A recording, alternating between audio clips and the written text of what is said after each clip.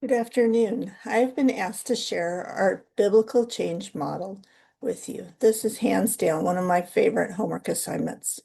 I like to use this in a first session with a new counselee, and I will start with boxes 1 through 4 only on the first session. I start by explaining that the sovereign God initiates, and then you'll notice there's 4 Bible verses there. I will go through and try and have them read them because I find that has a bigger impact. And then we talk about what does it mean to endure with God. I explain to them that this is put off and put on.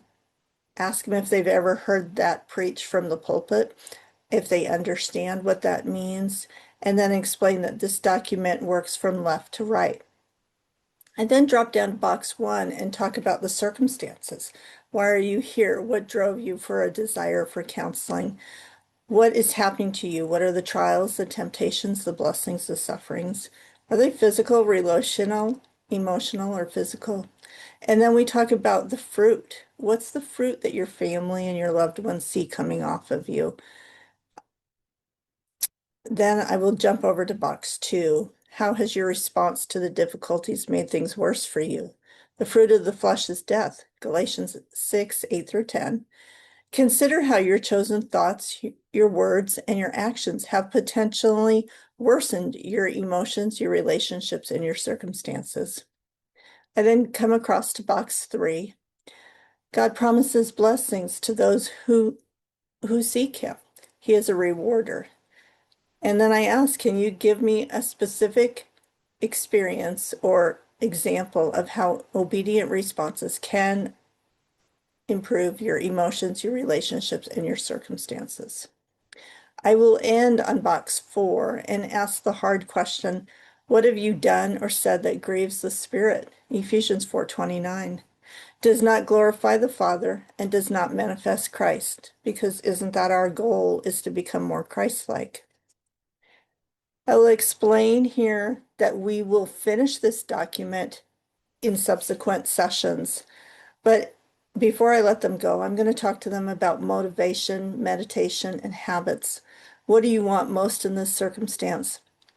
What are you feeding yourself? What are you thinking about? Even that billboard that you see as you drive to work in the morning, what thoughts does that elicit? And then what are your habits? What am I doing or saying in response to this circumstance? I talk to them about, I don't want your pulpit answer, I want your heart answer. And so the very first thing that pops to mind, write that down in the box.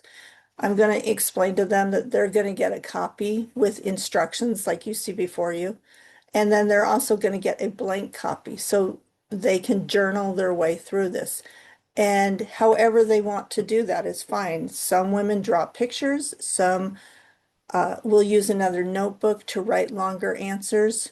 But what I'm really looking for is your first response. So I prefer it to be just a couple of words in the boxes and go from there. We will talk about idol exalting lies and God exalting truth, how command is changed or change is commanded, and go forward from there. When I first get a new counselee into counseling, we will talk about this as an overall picture, kind of the 30,000-mile view of counseling. There's 11 boxes we're going to go through, and each of them is important to your walk through counseling.